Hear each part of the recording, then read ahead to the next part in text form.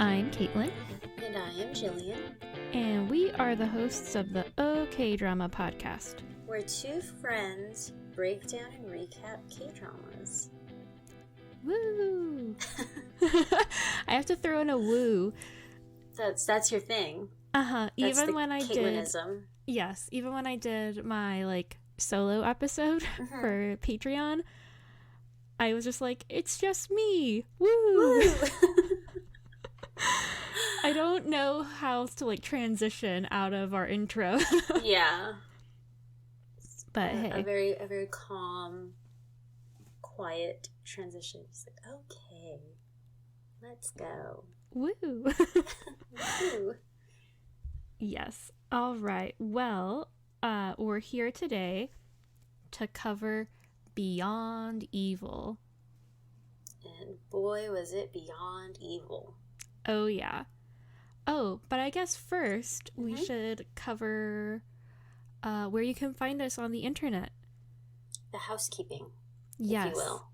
Yes, we didn't do that last time. I think we were just, in such a whirlwind of, oh my god, we gotta finish this. Yes, and out of pod practice. Yes, we were out of practice. So, where can people find us on the internet, Jill? They can find us on the Instagrams at OK Drama Podcast. Mm-hmm. They can find us on the Twitters at OK Drama Pod. Mm-hmm. They can find us on the Facebook, OK Drama Podcast. Mm-hmm. And they can email us, okdramapodcast@gmail.com. Yeah, we also have a website, okdrama.com. And an Etsy. And an Etsy and a Patreon, like I mentioned before. We're going to do a new thing where our Patreon patrons get early access to our new episodes and bonus episodes like I did in OK Catch Up, where I went more in depth into the dramas that I watched over the summer, and I actually gave mini reviews of them. Nice. And just babbled on about stuff, and I went in a mini internet black hole of new dramas that are coming up that I'm kind of looking forward to. So if you want to listen to that, our Patreon is only $3 a month, and you get fun stuff like that. Also, fun dialogue. Yes, and old movies that we've watched. I love doing the movies. Those are always fun. Yeah, there are a few on Viki that I'm like, okay, I'll watch that. So yeah. Oh, we also have links to Fashion Chingu, where you can buy cute Korean stuff, and we get a little commission. So that's fun. And they have super cute things too. Yes. Jill bought me a hoodie from there. A Bongsoon hoodie. Bongsoon hoodie is so cute.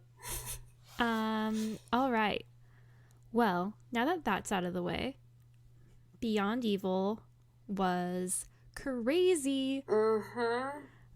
All right, let's plagiarize Wikipedia. Please. It says Beyond Evil, that's the hard character where it's Oiwe. Kwemul, I think, which the literal translation is monster. And I think in other versions of Netflix, it's called Monster. So I don't know. There are plenty of monsters in the series. Yeah, it's crazy. And then there's a billion K-pop songs called Monster, so then I just think of those when I see that. Anyway, it is a 2021 South Korean TV series starring Shin, Ha-kyun, and Jin-goo. It aired on JTBC from February to April, blah, blah, blah.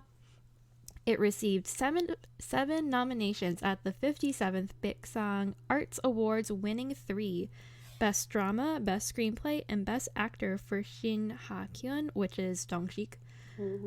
It was also selected as one of the final candidates for the Baeksang Art Award Grand Prize in TV. So, yay. Good for them.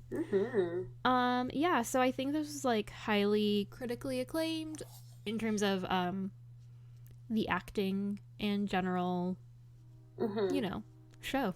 I think people thought it was good. Yeah. So yeah. So going into Hey, I Know That Guy, there were really only two that stood out. I do know some of the other people.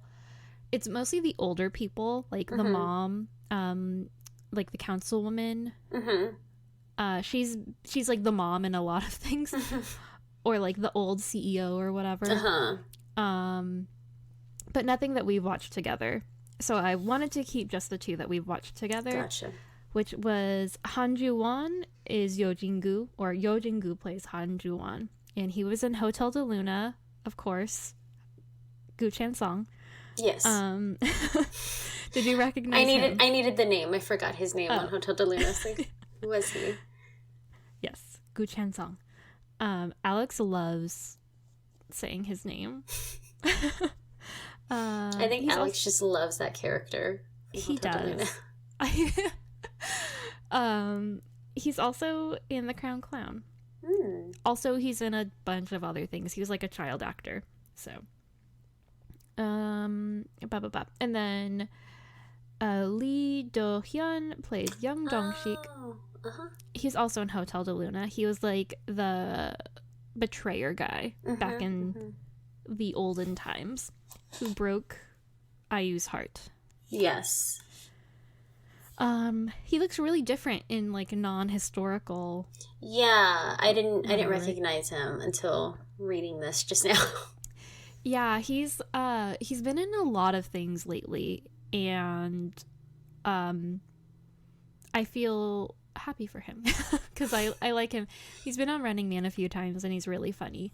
Cool. But on the Patreon episode, I kind of go into I think I talk about like, oh, we're gonna cover Beyond Evil, blah blah blah, and I looked into projects that he's going to be in because I'm like, oh, I like him, and he's in one called Youth of May, which already came out, that I think looks good. It's like set in the 80s, blah blah blah. But then he's in one called Melancholia, I think, and I could be totally wrong, so take this with a grain of salt. But I think he plays as like a high school student, and he has a relationship with a teacher. Ooh, oh my goodness. Okay. Why is this a show? I was like, I don't know. There's a lot of US shows like that too. Like I remember there was one that came out on Hulu like, I don't know, maybe like a year or two ago. And I think it was like filmed at Texas State. And I just heard that it was like awful and gross and just weird. Like people were just like cracking up over the fact also you could clearly see like Texas State banner things like in the quad area. Really silly. Yeah, I'm not a fan of inappropriate student-teacher relationships. No. Yeah, on the thing, I was like reading the synopsis or whatever, the description, and I was like, oh, no, not gonna watch that. I not wish him interested well, in that though. one. Yeah. So, yeah, do you want to take it away with the My Drama List comments?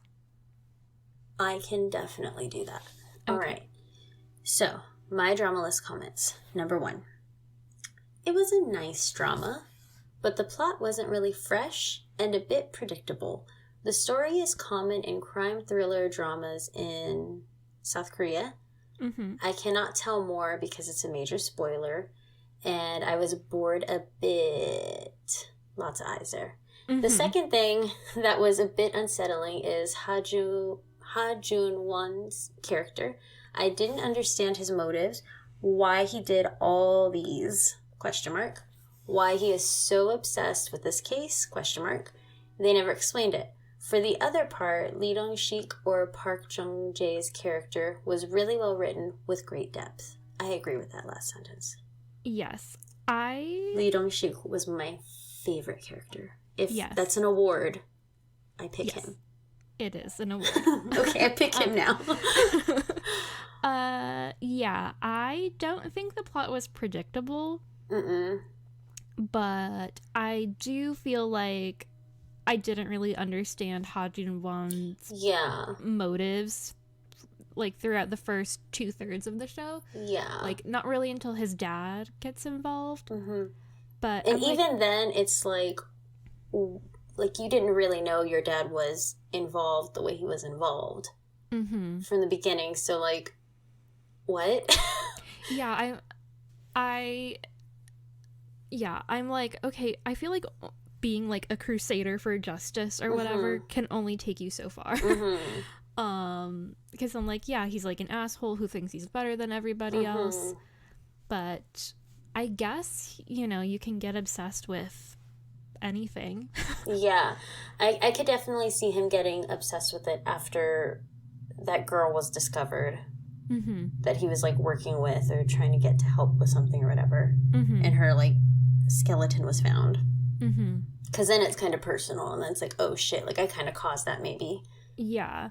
But like prior to that, it was just weird. Yeah, it was like, I found other bodies. I think it's this guy. I don't have a lot of evidence that it's this guy. But I'm just gonna like target him. And like in hindsight, like he was, well, not really in hindsight, like in the show you can see he's being like such an asshole like the whole time. Yeah. He was not my favorite character. No. Probably one of my least favorites, honestly. I was like not really interested in his character. Yeah, I'm like, you're exhausting to be around. But he proves to be very helpful later. But there's a lot of instances where I'm like, oh, you kind of suck. Yeah, not fun. I think it's definitely one of those things where, like, he's young and he's, like, well-educated and comes from, like, a quote-unquote successful family. So I definitely think he thinks he's better than everybody else. Yeah, absolutely. And that, like, plays a big part in that. But I'm also like, can you just chill? Especially, like, in that small town as well. Yeah, like, no one gives a fuck. Sorry, dude. Yeah, nobody cares that you have money, really. Except for the people who want money. Yeah. Also. They all just kind of think you're weird because you don't want to use a bowl. Yeah. It's been used. Some monk vibes. Definitely. And that is Adrian Monk, not an actual monk. Oh, yes. Just to clarify from the TV show. Monk. Yes. All right. Next comment. Is the title of this the perfect definition of thriller? Yeah, that was the title of the comment. Okay, cool. A drama that never fails to surprise you, giving you unexpected twists and turns to the extent that the unpredictableness of the plot becomes predictable.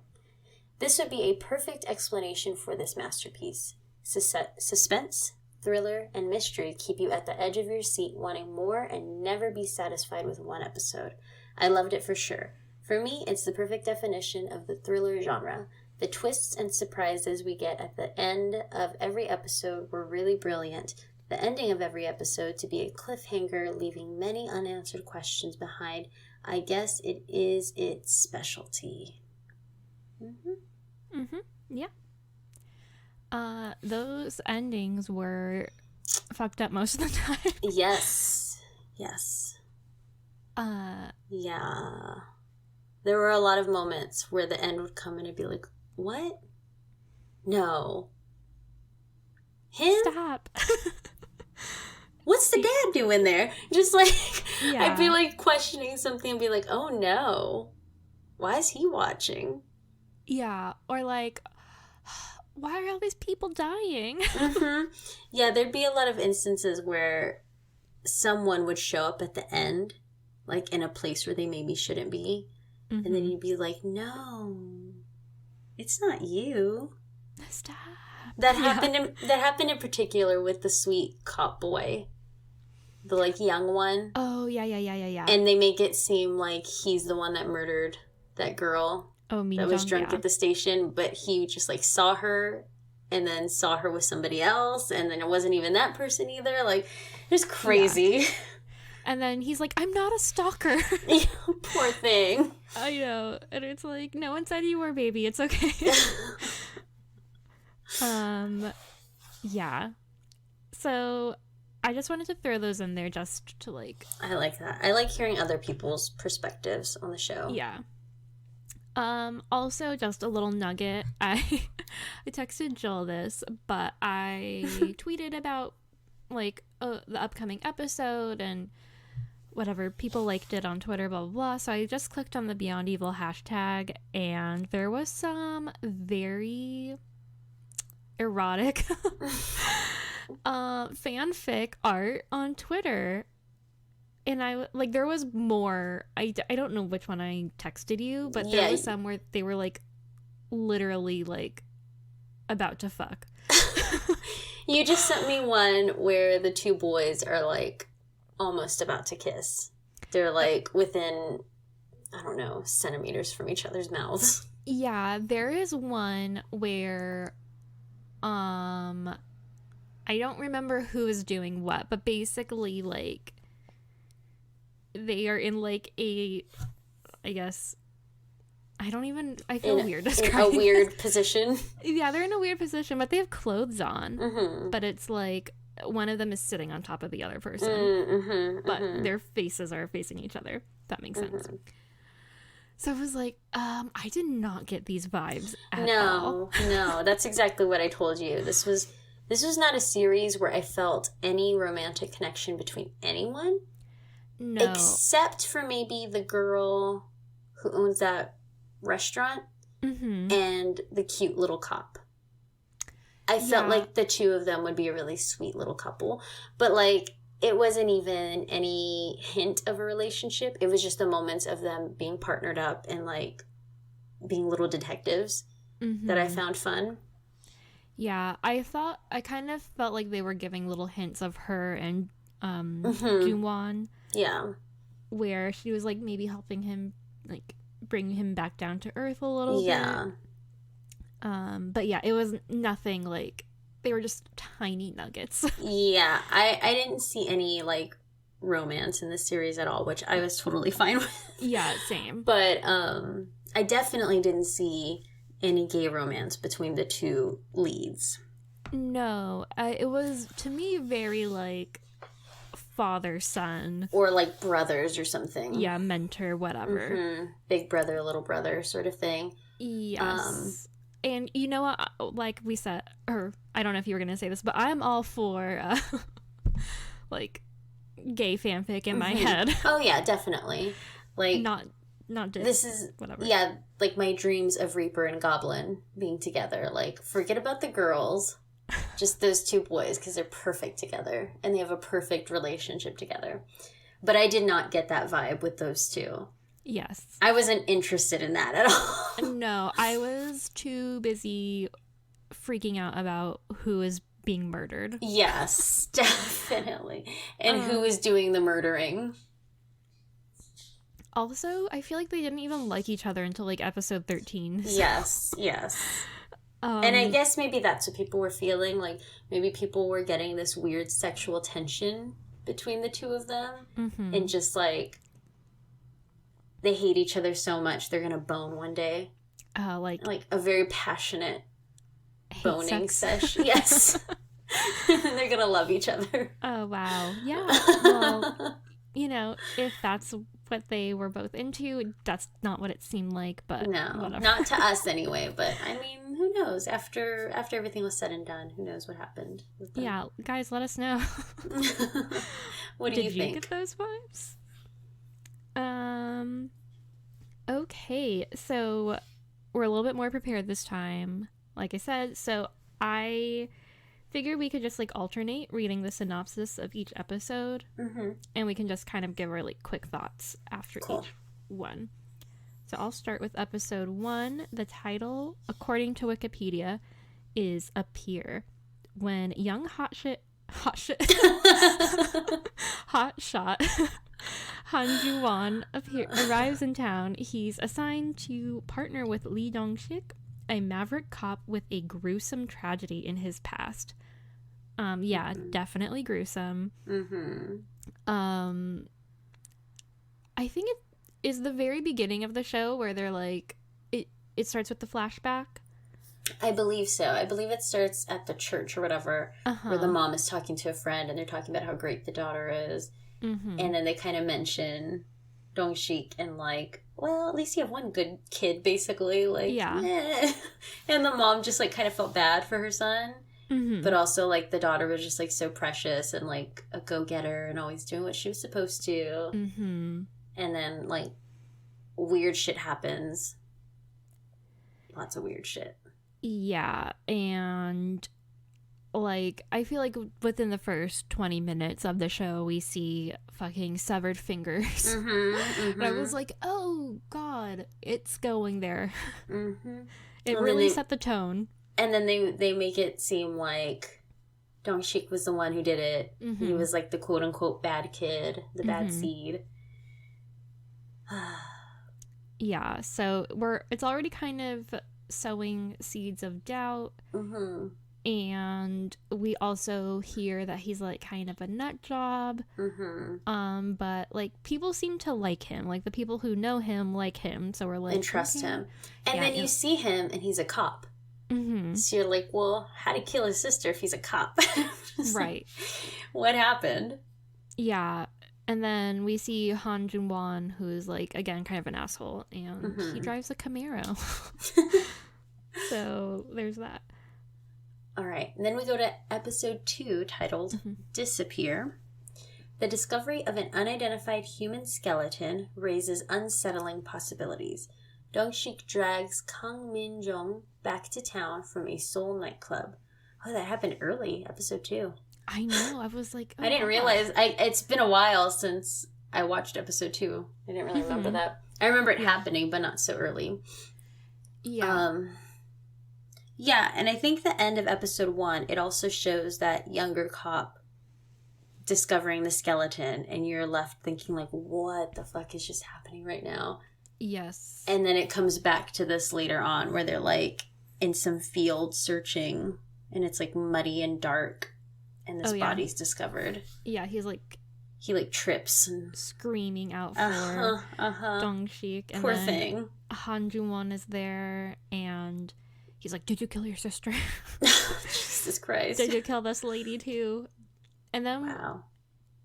Is it this episode too where you're kind of like, because Han Jun-won, like, definitely recognizes that skeleton, but, like, doesn't bring it up. He recognizes the ring. The ring, yeah. Yeah, he doesn't recognize the skeleton. he gets all wide-eyed, and then Dong-shik is like, who is this? Uh-huh. You know who this is. Like, who is she? Yeah, for sure. So yeah, that was just, like, more craziness, but I said I did like seeing Dong-shik's, like, protective side. When it comes to Min-jung, like, again, they're giving us nuggets of, like, he's a good person, you should trust him, but then he's also in situations where you're like, what are you doing? Yeah, or you're like, why is he here? Why is he making that face at this moment? Like, yes. There's just moments that make you suspicious of him, but then you also don't want to believe that he would do that.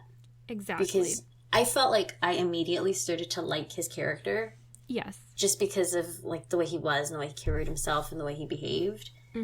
But then these things happen and you're kind of, like, taking a step back. Like, I don't know if I should trust you a whole lot, but I like you. I don't know. Yeah, I'm like, please don't be a bad guy. Don't disappoint me. Yes. Please. Yeah. Okay. Episode 3 is called Smile. Ju-won's suspicions about Dong-shik's involvement in the case intensify. The emergence of a mysterious cell phone places Ju-won in a tight spot. And yeah, my comment was Dong-shik definitely seems so suspicious in these first few episodes. Because, yeah, he's just like, he also has, well, I don't know, like, I go back and forth, or in the beginning I was going back and forth because, like, in his basement he has all of these, like, clippings of shit and, like, girls and women that have disappeared. Yeah, so, like, obviously it looks like he's trying to solve these cases, but then you're also like, oh, are those, like, trophies or, like, whatever? Yeah, didn't he have a box or something? Or am I imagining that? I'm thinking of someone else. I don't know. There was, like, a lot of shit in his place. So. Yeah, it was not pretty. Yeah, no. But yeah, I'm just like, oh, I don't know about you, but I don't remember anything specifically about episode 3 or why his suspicions intensify. Yes. I think he just grew more and more suspicious every time he saw Dong-shik. Yeah. Is this where I think Min also Jung gets she goes missing? Because I think they find that cell phone in the woods when... That's right, yeah. So yeah. Oh, so this is where they, like, see the fingers. And Ju-won is like, you fucking put those fingers there. Mm-hmm. Right. I feel like that happened later than episode 3. I feel like that happened later too, but I was scrolling through these and, like, episode, like, I guess it just moves faster than I thought it did. Yeah, I mean, I remember just, like, kind of blowing through these episodes because they were really good. Yeah. And I was watching, like, I don't know, maybe 2 a day or something for a while because I was just like, I'll just watch another one. I could watch it in the morning and then in the evening. Mm-hmm. So yeah, I think all blended together. Yeah, I think that's when that happens. And also it happens, like, really quickly. Like, she's at the police station and then she leaves and then we don't see her anymore. Yeah, and then we just see her fingers. After, like, the phone call when she smiles and sees someone she recognizes. Yeah, it gets even worse. Worse. Okay, episode 4, Cry. Coming up empty with Dong-shik's interrogation, the police root around Yoo Jae-ee's butcher shop. Ju-won makes an explosive statement to the public. And this is also where he makes the statement about there being multiple women that have been murdered. It's a serial killer. Yeah, and he's like, I believe it is a single person doing all of this, and this is why. And the media, like, flips shit. They're like, what? You're saying there's a serial killer? How many people? Are they still out there? They're, like, losing their fucking mind over this news. Well, yeah. I mean, like, there's a serial killer in this sleepy little town. In this little tiny town with, like, 10 police officers, if that. Yeah, and also I'm like, dude, that is not good to do a press conference without permission. Like, yeah. I get it if, you know, you're, like, uncovering some, like, gnarly truths or whatever, but yeah. And at this point, he doesn't have any actual evidence. No, he only has bodies. Yeah, which, I mean, he's totally right about, and, like, the consistency is there, especially with, like, the fingers and stuff, but, like, you don't have any, like, real hard evidence to go off of, and nobody has given you the okay to do this. Yeah. And you're just causing mass hysteria within this quiet town. Yes. And then poor Dong-shik is, like, you know, everyone assumes it's him because everyone still thinks he killed his sister. Mm-hmm. Sad. And there was also fingers at that situation. Yeah. Ugh. And I said I felt bad for Jae and her having to deal with them investigating her butcher shop. Like, there was no evidence other than she has knives in the place where they could conceal blood. Yeah, I don't even know, like, what made them go to her place to begin with. Yeah, it was, well, so, Ju-won was like, Dong-shik did it. Let's look at his place. And then they only find a drop of blood in his basement. And he's like, okay, he must have done it somewhere else. Where's a place where they could hide a large amount of blood? And then he's like, the butcher shop. Stupid. And I'm like, dude, let's bother this poor young woman. I know. And then, like, all the bad publicity. And there's, like, nothing to go on other than she's friends with Dong-shik and her butcher shop has blood. And knives. Yeah, and it sucks even more for her because, like, her mom also went missing. Yes. And so I'm sure, like, having another person she knew and was close with go missing is, like, really fucking shitty and, like, terrifying, too. Like, what a great way to ruin someone's life even more. Yes. Make it seem like they were an accomplice to this. Yeah, like, she seems, like, really good friends with Min Jung and, like, ugh. Awful. I love when she throws eggs at him, though. Yes. So that's great. Good for her. Yes. Okay. Episode 5, Deceived. A fright. Oh my god, Caitlin. I can read. Okay. A fight breaks out as Dong-sik prevents Kang Jin-mook from being taken advantage of. Oh Ji-hoon is confronted about the night of the disappearance. I just said Jin-mook is so fucking shady. Yes. This is when he's doing the press conference saying, yes, y'all should still do the development or whatever. My daughter's missing, but I want this to continue and it should continue. And there's a motorcycle or something passing by. Okay. I don't want to, like, call someone weird for behaving in a manner like that, like kind of nervous and unable to make eye contact and like fidgety, stuttery. But there was also something else about him. Like he also kind of had a weird smile. I don't know. Like I got weird vibes from him from earlier on too, when he would like be in the restaurant with them, like like, he was always listening to everything, but pretending not to. I don't know. And I don't know if maybe we're feeling that way, especially now, in hindsight of actually seeing the show, versus had we done recordings every 2 episodes or whatever. Yeah. If we would have felt weird about him, but I don't know.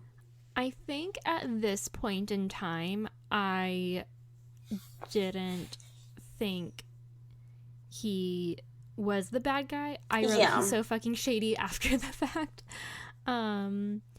But well, at the end of this episode, is that where this isn't where they show him like actually murdering his daughter. I believe at the end of this episode it's where we see that the young cop was gonna go after her and then saw her with Dong-sik's best friend from way back when, and he's like, oh, okay, bummer. But then the dad is also like peeking around watching. Oh, that's right. And he like books it back to and that's the end of an episode where I was like watching in the morning. I was like finishing the episode and I was like, ugh, why is the dad there? Yeah, why didn't he go get her? And then I was like, oh no, what's happening? This makes me uncomfortable. Ugh. Yeah, not great. Not great. Ugh. Oh, but yeah, that fight scene was intense. Yes. Where Dong-sik fights and all the news people are there, and yeah. Oh, I forgot to mention in Hey, I Know That Guy. I know you haven't watched Squid Game yet, but the what's his name? Jin Lee or the guy who used to be married to the girl. Yeah. Yeah. He's in Squid Game. Cool. Spoiler. All right. Episode 6. Deceive. Ju-won agrees to Jin-mook's request to, Jin-mook's request to carry out his own unofficial investigation. Do Hae-won moves to put an end to the case and protect her son. Yeah, I said I feel like this is the point where it kind of dragged because I was like, who the fuck killed Min-jung? Yeah. But it does like build more backstory for like the councilwoman and Park Dong-jae. And I think another like whatever I guess red herring, or that's not the right term, but like another kind of twist. I'm like, no, you can investigate. Yes. But Jin-mook is like obviously pointing them in wrong directions. Yeah, and like having them come over to his house and trying to explain things, and Dong-sik is like still obviously grieving and upset, so it's so hard for him. And it's also confusing and weird because at the end of one of the other episodes, when it shows like her fingers placed, it shows someone standing there, and then you see him standing there, Dong-sik, and then you're like, what the fuck? No. Because then you also see him, like, go into the butcher shop to have, like, dinner with everyone. And the dad is there. And Dong-sik looks like a fucking wreck. Yeah. And you think it's because he just killed her. Uh-huh. It's a lot of, like, weird scenes like that where you're not sure what to believe or what's actually truly happening, or what was made up, what was in someone's head. Like, you don't really know what's real or not at this point. Yeah, but then, like, it all, like, adds up. It all like, makes sense, yes. Yeah, there aren't any, loose ends. Loose ends, yeah. Mm-hmm. Crazy. Okay, episode 7 is called Catch. I like how all of the, like, the episodes are, the titles are connected. Yeah. So Catch, Park Jung-jae does the right thing. The arrival of a second text from Min-jung points Dong-sik toward someone who's figured out the truth. This was good. I was also like, who the fuck has her phone? Because, I guess at the end of last episode, Jin-goo gets a text from his daughter's phone and is like, Dad, help me, or whatever. Let me out or something. Yeah. So in this episode, we see that Dong-sik sent the first 2 texts or whatever, but then Jae figured it out. She's a smart cookie. She finds the phone and takes it and then starts sending more texts. Then her and Dong-sik kind of, like, collaborate, I guess. Yes. Yeah, to get this shit taken care of. Yes. So I said, holy shit, at the beginning when we see what actually happened the night Min-jung disappeared. So awful. That's sad. I know. And then I said, oh my god, when Jin-goo leaves the hair clip at Jae's place, I was like, ah! And hair clip being her mother's hair clip. Yes. Ugh. And he, like, had it stored in, like, frozen fucking meat or something. I would have, like, fucking lost it if I was her. I feel like she flipped out, but she handled it a lot better than I would have. Yeah, I probably would have, like, thrown up and, like, passed out. Yes, and started crying and, like, called Dong-sik to come and fucking help me because holy shit. Yeah. Well, I guess that's basically what she does. Yeah. But not the crying and throwing. Or she does cry, but she doesn't throw up. Not that we see, but I was like... She doesn't throw up and pass out. Right. And then I said, so glad Ju-won and Dong-sik finally appeared to have teamed up at the end when they go arrest Jin-mook. And it's crazy because, like, this seems like the end. Yes. Like, we caught him. Yeah. We caught him. We saved Jae from possibly getting hurt because at this point, fucking leaving the hair clip like that, that's kind of a sign, like, okay, I'm gonna kill you. Like, you figured it out. Congratulations now. Yes. Here's what's gonna happen to you. Oh, yeah. So scary. The texts that he received from his daughter were really freaky. And I'm sure he was like, what the fuck? For a second, like, who did this? But then again, later on, we find out more information about what he knew. Yeah. It's so fucked. It's all crazy. I know. And then he, like, starts digging her up to make sure, like... So awful. But yeah, I was, like, super relieved that Dong-sik, like, thought it out and sent Jung-jae to, like, go get her. Yeah. And I think I said, like, I feel happy that Ju-won and Dong-sik finally team up because I'm like, tell each other what you know. Yeah. Like, y'all can figure this out if you actually did the job and talk to each other. Yes. So annoying. Crazy. Yeah. All right, number 8. Caught. News of the killer's arrest scandalizes the town. The killer refuses to speak to anyone but Dong-sik and Ju-won. Their interrogation hits a nerve. And so you mentioned how we find out from the medical examiner that she was actually buried alive. Which is so fucked up. I know. And sad. And then we also get more background as to what actually happened. that night. And we start to find out that, like, she most likely, and then we find out for sure, was not his actual daughter. Mm-hmm. And she had, like, made a comment like that to him. Like, you creep me out. You're weird. Like, am I even actually your daughter? I don't know that I am. Mm-hmm. And then if I'm not your actual daughter, like, why am I even here? Yeah. And then it was at that point where he, like, fucking lost it. Yeah, because he murdered her. Yeah, I think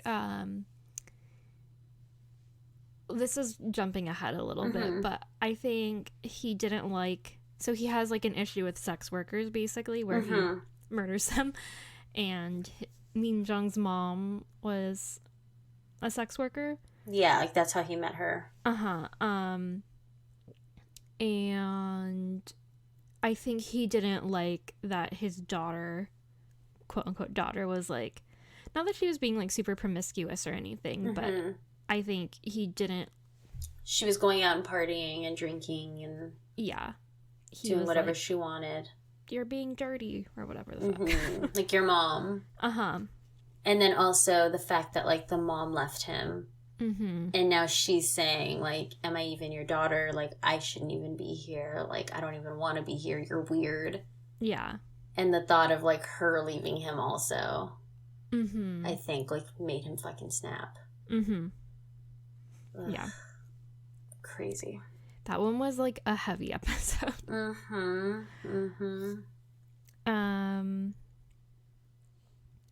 Yeah, wow. Like, I'm reading the description for the next episode, and I'm like, these are happening so fast.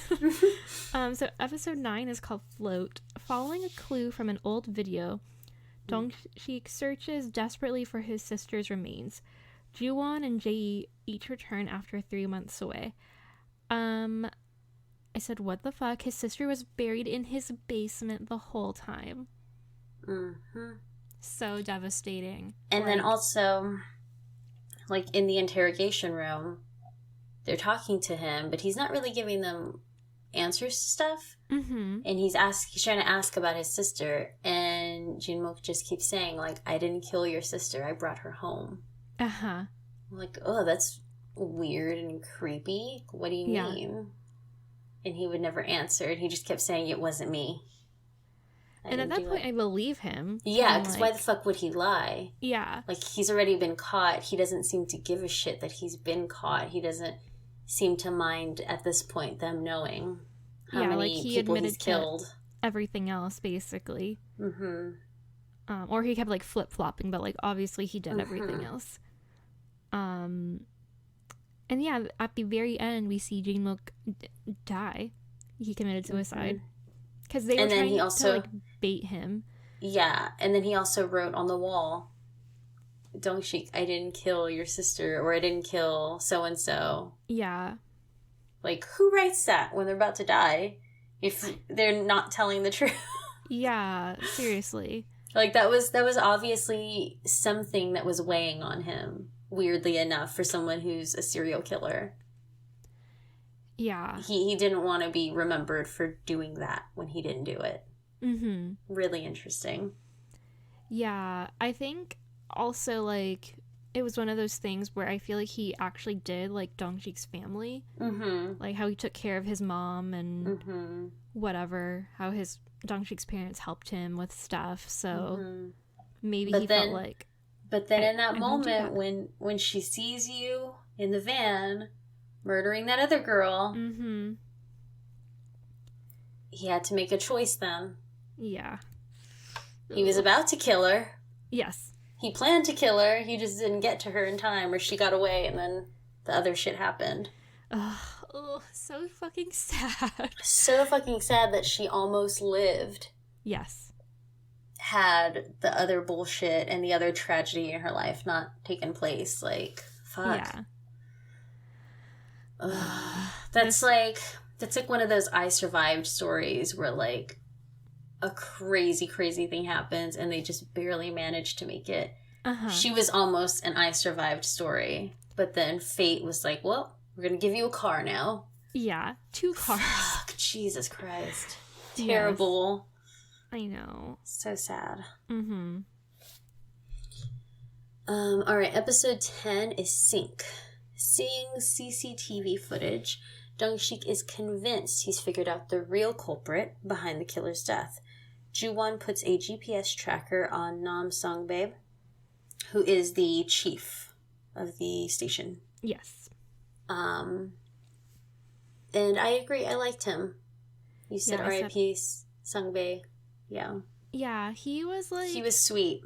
Yeah, and like, I think earlier in the series, we see like how much guilt he holds for like basically ruining Dong-sik's young adult life. Blaming him. And how he had like very little evidence, so they were like, it's your guitar pick, I'm gonna bring you in. Even though your prints aren't on them. Yeah. And, like, he lost his sister. Like, so awful. Yeah. I don't know if y'all have seen, was it The Movies That Made Us? Or is it something else? Might have been something else. I don't remember. No, it was something else. It was starring Rob Lowe, and he was talking about, like, movies and the history of movies. It's, like, 45 minutes or an hour or something on Netflix. But they were talking about, like, how you know someone's gonna die when they talk about leaving, they talk about retiring, they talk about, like, a big milestone happening. And he was talking about his retirement. He was talking about, like, yeah, I turned the cameras off. Yeah, I did this, but it's okay. Like, it's not a big deal. Like, I'm not even gonna be here after a year. Like, I'm gonna be long gone. It's fine. Yeah. And then the poor man gets murdered. I know. He's like, after all of this is done, I'm just gonna go in the country. Live a good, quiet life. Yeah. So, word of advice, y'all. If you ever plan to retire, don't tell anybody. Don't tell anybody until the day of. Just say deuces. Yeah. I also said, like, will Dong-sik and Ju-won finally come together over the chief's murder? Because at this point they were still kind of like not really working together. They kind of worked together with the Minjung stuff, but then they separated again. Yeah. Oh yeah, in the previous episode where like Ju-won and Jae go away, I didn't really get why they did that, but yeah, like she disappeared after that guy got caught, and I guess maybe tried to find herself or like forget about what was happening at home, and he tried to find her for some fucking weird reason. And then Sung-bae also went to go find her, I guess to make sure she was okay. I don't know. A little confusing. Yeah. I was just like, okay, whatever. Yeah, it was a weird scene. Ju-won really seemed to be hit hard by the chief's death. Like, he really, really took it hard. I was a little surprised by that, because I didn't feel like they had a very close relationship for the little time that Ju-won had been, like, on the force in that area. Versus someone like Dong-sik that had been there and, like, knew this man since he was a kid and, like... Yeah. I feel like maybe it was partially because, like, he was nice to him and was, like, kind of a father figure that he didn't actually have. Yeah, but also, like, I think he also had that guilt of, like, oh, fuck, I set him up again. Basically, to, like, and I couldn't make it there in time to save him. Like, I was right there, maybe. I was following. Yeah. Yeah, he was always just what felt like 10 seconds too late. Like, just barely missing every time. It's shitty. Yeah, and, like, I guess the similar thing that happened with the other sex worker, but that, like, the sting operation that went bad, like, same thing. He couldn't help the people that he basically set up. So. Yeah. And that stuff with her is interesting, too, because they show the scenes where he's, like, meeting with her, and he's, like, trying to show her a photo of the butcher shop with Dong-sik. Like, this guy, do you recognize him? She's like, no. This guy wasn't a cop. and we never get to see who she actually knew or who she actually saw or whatever. And it was close. Yeah. Maybe the photo was right. She would have pointed to him. Oh, Jesus. Okay. I said the councilwoman gives me bad vibes. I don't really remember what she did. But that's I think it was stuff like phone calls between people that were happening, and her like second phone, her burner phone. Yeah, because I think like with the finding Dong-shik's sister, then yes, more stuff starts to like come up. Yeah, more questions. So episode 11 is called Titan. Titan, not Titan. Committed to getting to the bottom of the latest murder, the team pulls together and considers 2 of their own as prime suspects. These 2 B characters. Yeah.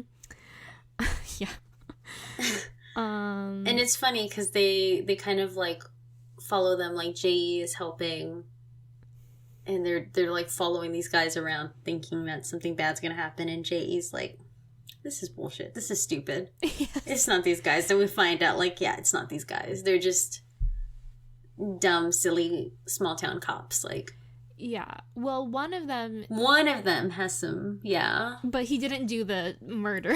Yeah, he didn't do the dirty crimes. Yeah, he just sent some texts and said some stuff. Yes. But that's kind of where we see like, oh shit, like Ji-won's dad is shady as fuck too. Like, he definitely did something bad. Pretending he didn't know that cop and it was first time meeting him. My other note was that the toast scene at J's place made me cry. Yes. When they were all like, you know, toasting to the chief. Yeah. Sad times. Yeah. And poor Dong-shik. He's lost so many close people. Yeah. He's had a rough life. And then his mom is also, like, bedridden and has not had a great time after her daughter's death. It seems like she took it really hard and her just kind of lost herself. Yeah, husband's death. That's sad. Egon's out there agreeing with me. All right, so episode 12, Loosen. The truth behind the events from the night of Lee Yoon-yeon's death begins to unravel. Jung-jae struggles to remember what happened.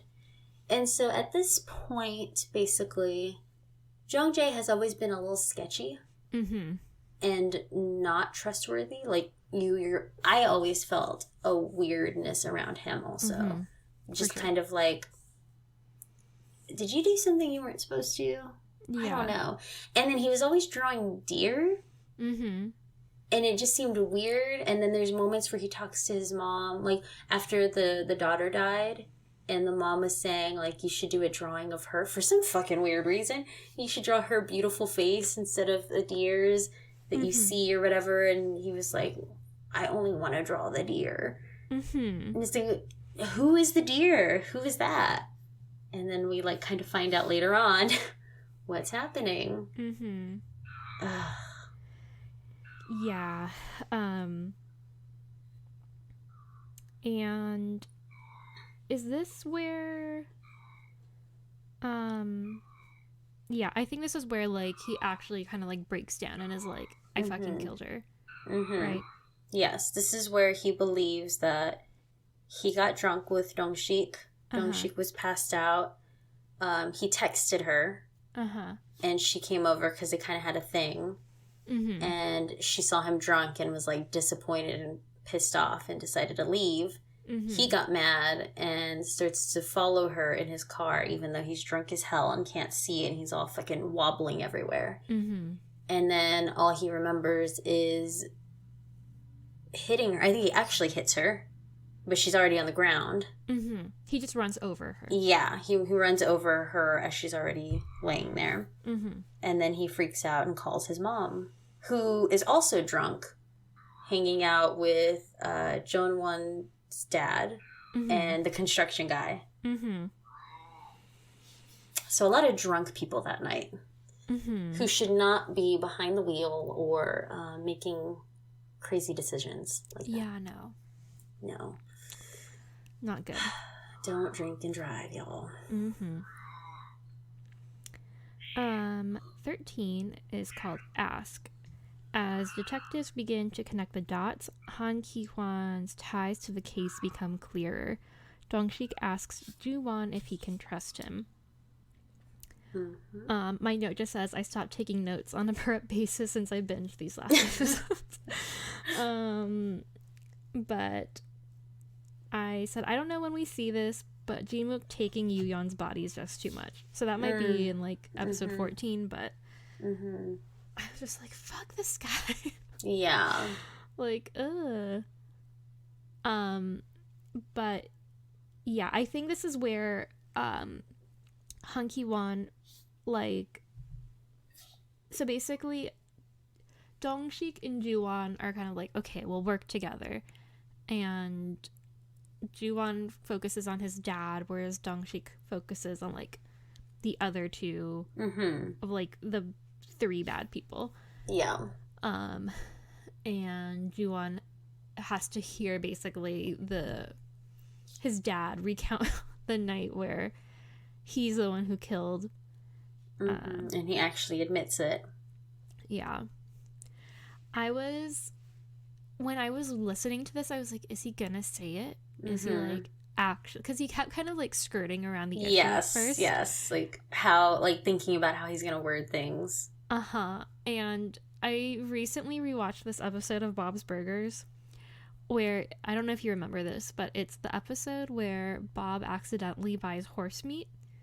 Oh, yes. Or, like, he doesn't like, he gets conned. And they're, like, trying to get the... Whatever... The sales guy. The sales guy to admit that... Yeah, and they're like, can you please? So what did you sell me? What did you call it? And, like, I was just getting those vibes of, like, yes. You have to say the right thing. But yeah, Ju-won was, like, fucking wrecked. And I think Dong-sik kind of knew, and he was like, are you sure you'll be able to handle this? Like, can I trust you? Like, you're not gonna go with your dad. Yeah. And he's like, no, I hate my dad. It's fine. So, that was a good one. Yes, very good. All right, so episode 14. Answer. Dong-sik listens in on a conversation that brings to light many long-held secrets. A determined Ju-won sets out to uncover further truths. I'm trying to remember what conversation he hears. I think it's is this the recording that Ju-won, like, did of his dad, of him taping his dad? Yeah. Realizing it was his father that killed her. Yeah, I don't know what further truths Ju-won is trying to uncover. Maybe, like, how they're all connected. Yeah. Who was actually involved in what? Yeah, who did what. Oh, and I think this is where they're kind of like, okay, like, why the councilwoman was, like, bribing all of these people, like, paying them off, and, like, what happened to the missing file. Like, and also because they realize, and this is probably when this happens also, but from the medical examiner, she was hit standing up, like, looking at a car because the way her legs were broken, and they were, like, exactly the same. But then Jung-jae was like, she was on the ground. And so that's how Dong-sik knew, like, okay, you hit her, but you weren't the one that killed her. She was already dead at that point. And so he already knows, like, it wasn't him. But then the mom is paying people off. So he's telling the mom later on, like, someone else is fucking things up because I know Jung-jae didn't do it. And she was, like, kind of shocked to hear that. Yeah. And then he explains what the medical examiner said, and it was like, you can go in and read it yourself and see the information. Like, he didn't do it. And I actually believe him. People have been playing you, basically. Yeah. It's like, don't bribe people to begin with. Exactly. Yeah. So, episode 15, it's called Letting Go. After obtaining an astonishing video or audio recording. See, I don't know. I feel like I'm getting confused about when these things happen. Ju-won resolves to pursue justice at any cost. Dong-sik and Ju-won question Lee Chang-jin. Maybe the thing earlier was when Jung-jae and his mom met Lee Chang-jin on the bridge. So maybe, I don't know. There's a lot of hidden audio recording stuff. So a lot of secrets. Yes. So sorry for getting this out of order, but whatever. Yeah, so I think this is when he's like, I'm gonna fucking kill my dad with a golf club, but then he stops. And I said I enjoyed seeing Dong-sik and Ju-won actually making plans and working together, not just like on the fly. Yeah. Because basically I think this is when Ju-won's dad is getting the promotion and he's like, arrest me at my dad's promotion. And it kind of like causes a ruckus. Yeah, everything is like pretty intense and crazy, and also like, oh my goodness, why is this happening? What's happening? Who's getting arrested? Yeah, and then it's like, because I think, what's his face? Ju-won's dad is like, promotes Dong-sik to be on like a special task force where he is basically just investigating like crooked cops and then he goes in and everyone thinks it's gonna be the dad, but then it's the son, and everyone's like, what's happening? Again, the news goes crazy over this hot news story. Yes, and Dong-sik is like, I'm only gonna do it, but you have to plead the fifth because like you can't go to jail, basically. And then Ju-won does not keep his promise. So Dong-sik's like, fuck, dude. Also, we didn't really talk about this, but like earlier in the season, I don't know when, but like seeing Dong-sik lose his other partner was also really devastating. Yeah, bad things have just really happened to this guy. He's had a hard life. That were like not his fault. Ever since like the death of his sister, it just like went downhill. He was never really able to get his life together, even though he became a cop and stuff and like had a good job and had friends. Like a lot of bad things were also happening that just make life really difficult, I would imagine. Yeah, for sure. All right, and that takes us to our final episode 16, titled Catch. In the aftermath of another sudden killing, Dong-sik joins hands with Ju-won to bring down the guilty and deliver necessary punishment. Yeah, this is another one where I was like, fuck, another person died. Yes, and this one is really interesting too because I forgot what this guy's title was, but he was like above the chief. I don't remember like who he was. I think he was kind of like the area chief. Like I think Nam Sang-bae was like the chief of that specific site precinct or whatever it's called. But I think that other guy was like the chief of the area, or maybe specifically like the violent crimes division of the area or something. I don't know. Yeah. There's a moment earlier on in the series where he's like fishing at the end of a pier. And the fucking construction guy comes out and he's like a bat or something. I don't know what the fuck he is. His cane, right? Yeah. And he's like walking towards him and then starts running. But then Dong-sik calls the guy's name. And the guy turns around and he saves him. Yeah. And then that chief guy gets mad at Dong-sik. Like, what are you doing yelling? You scared all the fish. And he's like, bitch, I just saved your life. Yeah. But the guy jumped so high. Like, he was... I know. And I'm thinking, like... I know there was, like, music playing, I'm sure. But I'm also thinking, like... With every horror movie... Like a fucking Michael Myers movie, for instance... I'm like...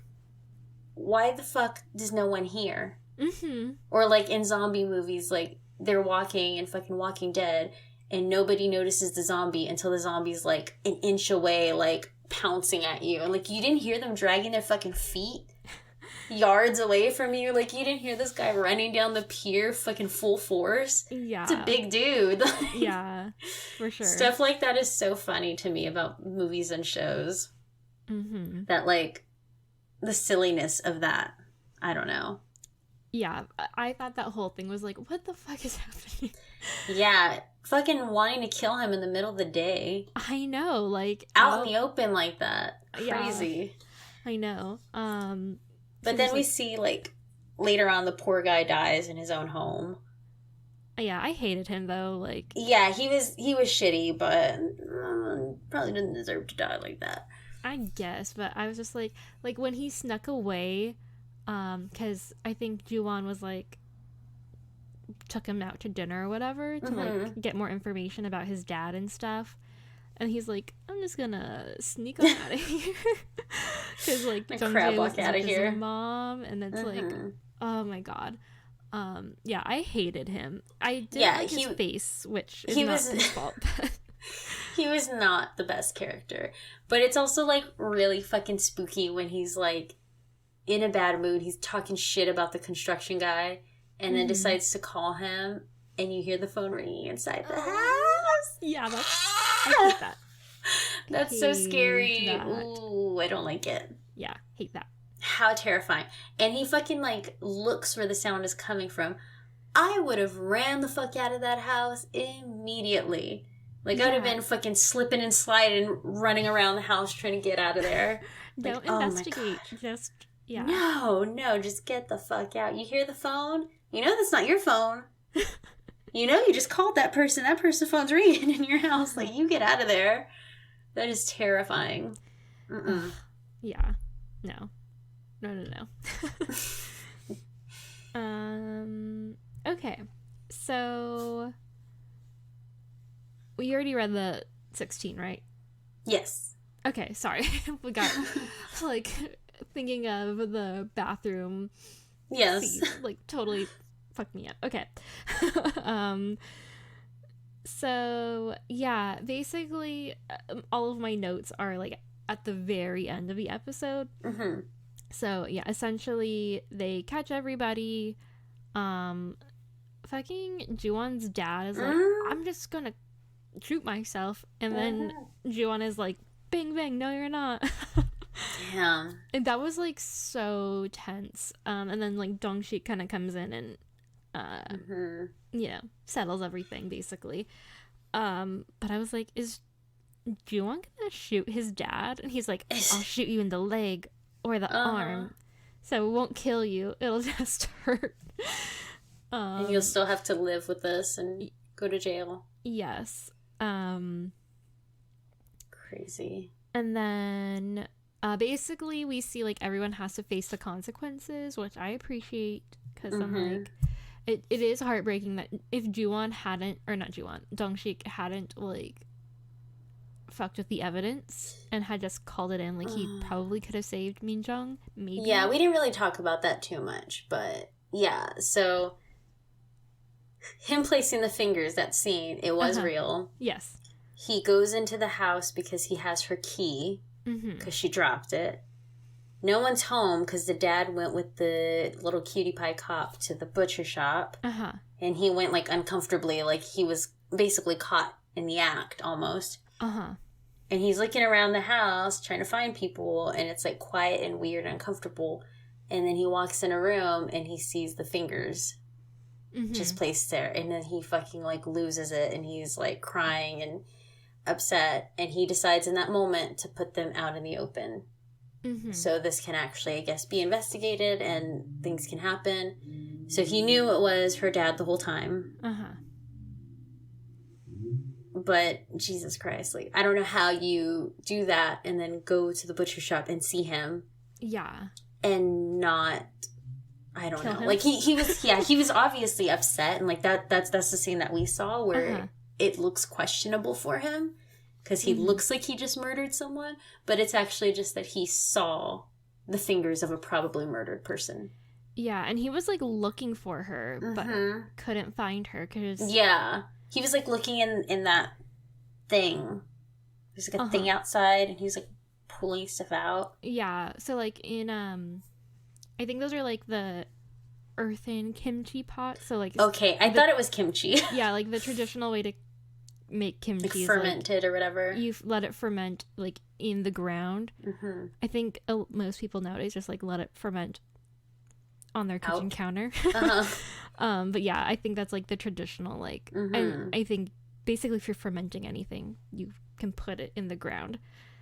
So, well, he was searching in there for her. She's not in there. No. But also, like, I think it's kind of fucked up that Ju-won says, like, you could have saved her because you didn't tell anyone about this and she was still alive. Like, he didn't know that. Her fingers were cut off. Right, exactly. Like, all he saw were her fingers. He didn't get any, like, tip that she was fucking buried alive. Like, yeah. I would have assumed she was dead by that point. Well, because, yeah, I think the assumption would be he killed her first and then cut off the fingers. Yeah. It would take a medical examiner to realize, like, no, the blood was still doing whatever the fuck blood does when someone's alive. Yeah. And like, he's not a medical examiner. Like, I would have just assumed. Also thought she was dead. So, but yeah, like, I can see Ju-won, you know, still being his hard ass ways. Like, if you had followed proper procedure, blah blah blah. But, like, also Jin-wook is, like, a sneaky bitch, and he probably could have, like, spun it. Like, I mean, he basically did, or he didn't, but people did. They basically were like, oh, she's, like, a high risk runaway, like, we don't know where she is, she was a slut, blah blah blah. Like, I don't know what Dong-sik calling in. Also, like, he would have been, like, the main suspect over Jin-wook, probably. What happened to his sister? Yeah, like, oh, it looks really, it looked really bad that he found them the next morning, too, but... Yes. It was a little bit, I don't know. And also, like, basically going into their house without permission. Yes. Like, I don't know. Things are really complicated. It definitely, I felt like, was not right to do that. No. And would have been best to let the proper authorities know and get people on the scene immediately. I don't know. It was fucked up and weird and sad that he had to witness that. Yeah. Yeah. I think it was just, like, one of those things where he's like, I've seen too many things, like, not get done the right way. People getting away with stuff, and I don't want this person to get away. Yes. So, but yeah, he did get punished. It was fairly light. I think he just had to do, like, 1 year in jail and some probation afterwards. And then Jung-jae also had to go to jail. People went to jail. Yeah, people did their time for the things they did. And then Ju-won, I think, you know, did some soul searching, and now he works. It kind of seems like almost like at a park service thing. Like, they said he is, like, near a mountain, and he, like, helps look out for elderly or missing people. So good for him. But we get that little moment at the end where, like, they meet up after, I guess, Dong-sik served his time, and he has different hair, so you know it's time has passed. Been a minute. And they just, like, Dong-sik seems so happy to see him. Oh, because, rewinding, when Ju-won had to, like, arrest Dong-sik, I was like, I didn't actually cry, but, like, my heart was... Because Ju-won was, like, sobbing, basically. Like, I don't want to arrest you. I really wanted to arrest him early on. I know. I think he was like, I don't want to do this anymore. Like, you're fine. It's fine. But yeah, so then when they come back and they get that like nice moment of like, oh, you still care about me, blah blah blah blah, like they're kind of teasing each other, and then Dong-shik says the thing that his mom said to him of like, make sure you're eating, make sure you're sleeping well, blah blah blah. Like he has that, I guess parental affection or whatever toward him. And then I said there is that like little flirty chemistry, maybe wink between Jae and Ju-won, but so yeah. That was beyond evil. It was crazy. Very intense show. Yeah, it was definitely not a pick-me-up. It was like oh my god. It's so sad. It was one that I couldn't stop watching, similar to Flower of Evil. Yes, Flower of Evil is so good too. That's another one where you're like, did this person do it? Did they not do it? I don't know if I trust you. I kind of like you. I'm kind of confused by you. Yes. That really makes you question everything. Oh my god, that's right. Ugh. No amnesia in this series. No, thank you. Well, I guess technically Jung-jae had like... yeah, he had some form of memory loss. Yeah, I think that was just like a traumatic, shock, repressed memory. Not like... I forget how that guy lost his... Oh, he got shot in the head, right? Or something like that? he got shot somewhere, and it like fucked him up. I think it was the head. Crazy. Okay, well, now we're here for the OK Drama Awards. Claps. We've made it. Okay, favorite character. We already know what Jill's is. Dong-shik. I also really liked Dong-shik. I also liked Jihwa, the like lady cop. The no nonsense lady cop. Yes, and her brother. Like they seemed like a not fun. I don't know, nice family. But yeah, I would probably go with Dong-shik. So we also had Jae and Ju-won in the poll as as nominees. Well. Yeah, nominees. I didn't post this poll to Twitter, but that's okay. They'll just hear our favorites. That's all that really matters anyway. I just wanted to give options. Second is most hateable character. I said Jung-jae's mom, Do Hye-hwan, Lee Chong-jin, which is the construction guy. Mine was the other old chief that Chung-jin kills. He's a shady looking asshole. It's not his fault that he looks like that. Yeah. It's just shady. The face he was born with. It's those eyes. They're like bulgy. Yeah. Who was your pick? It kind of depended on the scene. I feel like honestly in my heart it was that other cop guy, because like I just hated him every time he was in a scene. But like obviously didn't like Lee Chong-jin, but I feel like he wasn't awful. I mean, he did awful things, but like he's more of the person that you call to clean up messes. Yes. And he does it because he wants money. He wants the power. He wants to get these businesses, whatever the fuck his motive is. Like, you tell him to do something, he's going to do it if you pay him enough. Because he's motivated by money and, like, that power. And then also with the mom, like, she sucks and she was a fucking shitty mother. But technically, everything she did was for her son. And for, like, the extreme love of her son. And it was all wrong. And it was not something she absolutely should have done at all. But her motive was trying to protect the well-being of her son and making sure nothing was going to happen to him and he wasn't going to go to jail. Yeah.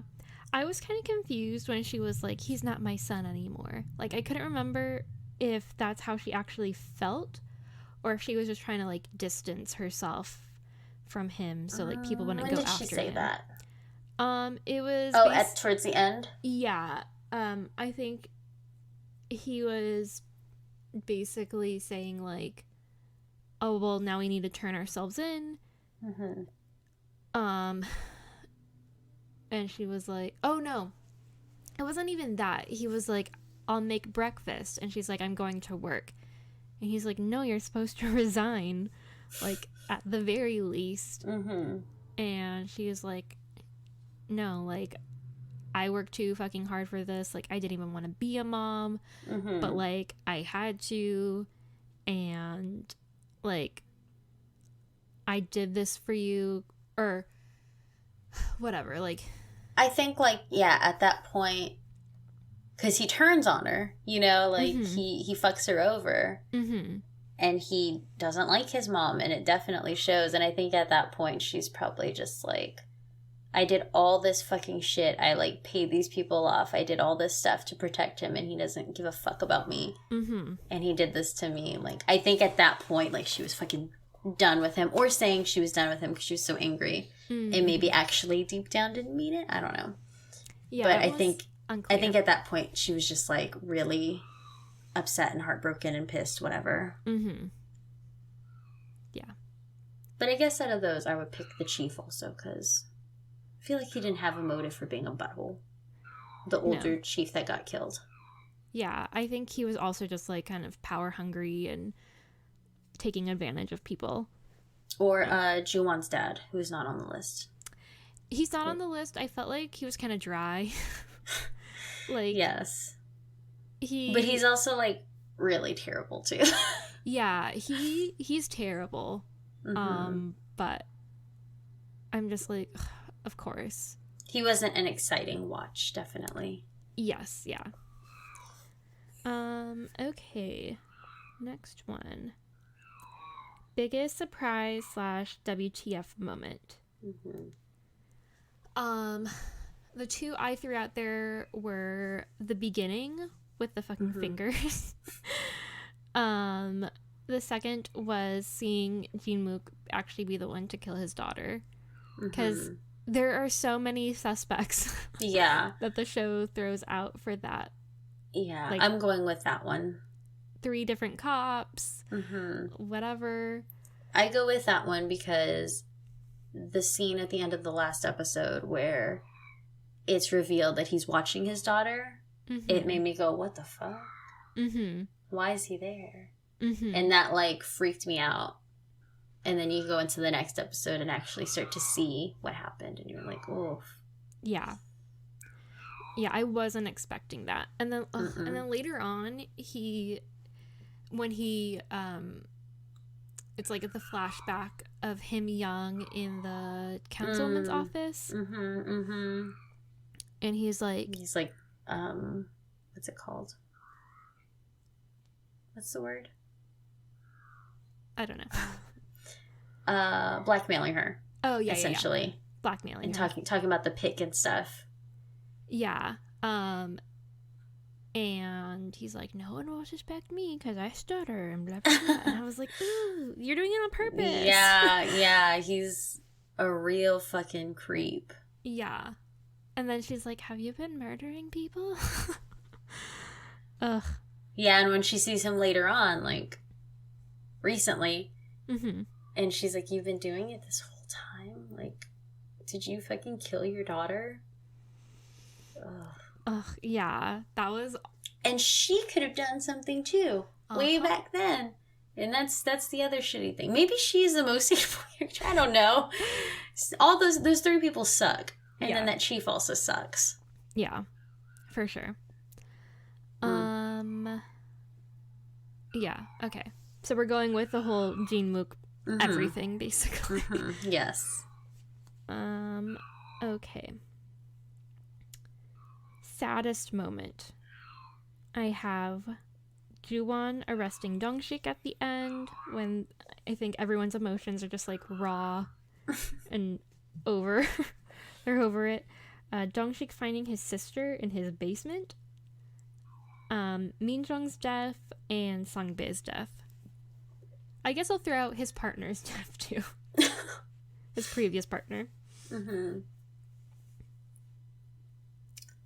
I will go with him finding his sister in the basement. Because that's something that, like, has been haunting him since his sister first disappeared. Mm-hmm. It ruined his life, ruined his family's life, and he never had any clue where she could be. And then there's that moment where they're digging and they're finding all those bodies at that, like, deer place. Mm-hmm. I forgot what it's called, deer field, something or other. Mm-hmm. And they're finding all these bodies, and none of them are her. Mm-hmm. Sad. And then to find out she was brought home to you all those years ago. Mm-hmm. Yeah, I think maybe for me it was Songbei's death because he was also like his next of kin, basically. So he had to like clean out his house and like go through all that stuff. And I feel like that was really his like biggest source of support. It should also be noted that Jin-goo also gave everything to Dong-sik. So fucking creepy. To his daughter and Dong-sik, but he murdered his daughter, so Dong-sik got everything. And I think that's also another moment where Ji-won is like, he gave you everything. Like, that's fucking weird.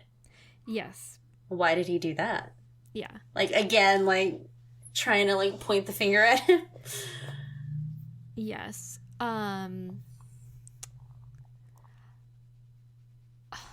Oh, I wanted to like circle back to another biggest what the fuck moment was the hair clip in like when he brought the hair clip to Jae's restaurant or whatever.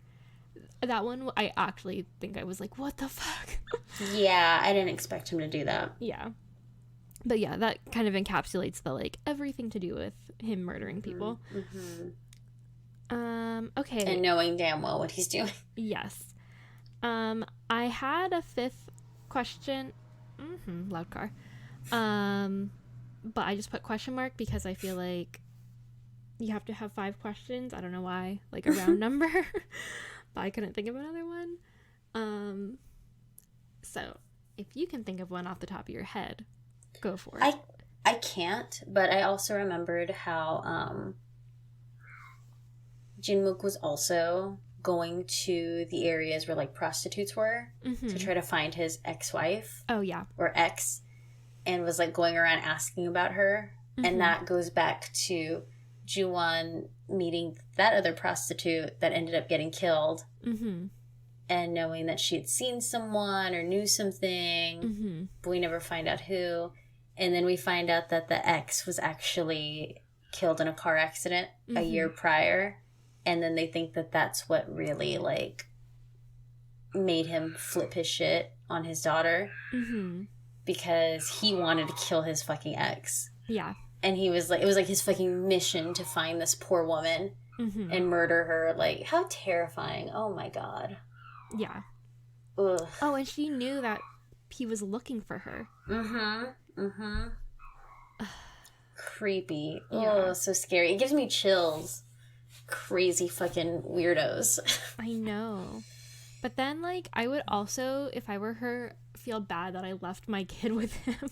Yeah, your fucking daughter. Well, I'm sure at the time she thought, like, oh, he seems like a pushover, but, like, a nice guy that will actually take care of her. Yeah, like, I don't want to be with this person anymore, but I know he would support this child better than I would be able to, leaving this situation. I feel like that's probably what was going through her mind. But needless to say, he was awful. Yeah. So, yeah, I feel like we covered most of it. Definitely a totally different vibe from Reply 1988. Yeah, Reply 1988 was all about, like, great family vibes and, like, teenage love. Friends. Growing up. Yeah. Throughout the years. And this was just, like, intense and kind of spooky and heartbreaking. It was a lot of emotions. Yeah, it was kind of draining, to be honest. But one that you couldn't stop watching because yes. you were left on, like, fucked up cliffhangers. Exactly. So our next drama is Mystic Pop-Up Bar. Super excited about that. I tweeted about it like, hey, we're doing this one. Like, what are your favorite moments from the show? And it got like a decent amount of interaction. Everyone's like, I love this. And I have already seen it, but it's been a while since I watched it. And I did love it. So I'm like really excited. Hopefully I'm not like overhyping it, but yeah, I feel like I added it to my Netflix thing just because like I liked the name and the poster, the image looked cool, but I never got around to watching it. Same with like Reply, I never got around to it even though I like put it on my list until we watched it for the show. I was like, oh, I like the name, or that sounds like an interesting story. Yeah. So yeah, so look forward to that in December. A month-ish. Yeah. And just a little like K-drama news. I kind of talked about this in Patreon, but I wanted to share this with you. But Hyung-sik, Min from Bongsoon, is out of the military, and he's in a new drama that just premiered last night. It's called Happiness, but I think he's a cop or a detective or something, and it's like a misleading title. I think he's not happy. Yeah, It's like that one Adam Sandler movie, Funny People. Is it Funny People? That's the name. I think isn't that the Adam Sandler? Yeah, it's called Funny People, and it's not funny. Oh yes. It's like really depressing, like he has cancer or something, or thinks he has cancer. Yeah. I don't remember. I saw it once, excited to watch it, and then I was like, oh my god. Yeah, I think Alex and I watched it in the movie theater. Oh no. And it was like really awkward. Yeah. It's a really good movie, but sad. Yeah. Because you're thinking like, oh, it'll be a rom-com, or not rom-com. It'll be your typical Adam Sandler movie. Yes. Where he screams. Yes. He does the Adam Sandler scream, which I'm sure he did, but it wasn't funny. Yeah, so I'll keep an eye out to see if that's something worth watching, or, worth looking into. But I'm like, he looks the same. Still a cutie pie. So, glad he's out. It feels like just yesterday when we were like, goodbye. See you later. Do you have anything else? I don't think so. Okay. This was actually a long one. So, because I actually took notes and was not just like, what were my favorite things from the show? I forgot everything. Yeah. But yeah, I still think about so many things from Reply 1988, though. Not that like things we didn't mention, but just like the garlic butt. Oh my god. And like ugh. Yeah. Because I made a post about it on Instagram, and I was like, who's your favorite character? And one of the girls from Black Girl Soul commented that Jung-hwan was her favorite. Also, that's a good podcast, Black Girl Soul. They cover, I think it's mostly K-dramas. I don't know if they do, I don't think they do any K-pop, but they have been, they're like older women, not like super old, but just older than us. And they've been watching K-dramas for like a long ass time, so they're like very well versed in K-drama stuff, much more than I am. So anyway, yeah, their podcast is good. But anyway, she said Jung-hwan was her favorite, and he was so stoic and so awesome. And I was like, yes, I love him. So yeah. Anyway, and someone said Techie. Techie. So sweet. Yeah, Techie, if you guys have a little like elf. Techie, he's like a little elf. Oh yeah. He's got like sweet little elf ears. Yes, and like a little something about his face. Yeah, he's very pale. Small mouth. Needs to sleep. He's very, very elf-like. Yes. He needs to sleep because he's been like busy at the North Pole, like making toys or something. Yes. But tall. He's a tall boy. A tall elf. Tall elf. So I guess check out our Reply 1988 podcast. Super fun. Shorter than this one. And let us know what you thought about that and what you guys thought about Beyond Evil. And stay tuned for Mystic Pop-Up Bar. And send us an email or tweet or Instagram message or Facebook message or whatever. If you have any questions or comments or whatever that you want us to throw in the show. Definitely. For Mystic Pop-Up Bar. So, I think that's it. You good? Yes, I agree. Well, we will talk to you guys next month. God. Next time. Goodbye. All right. Goodbye.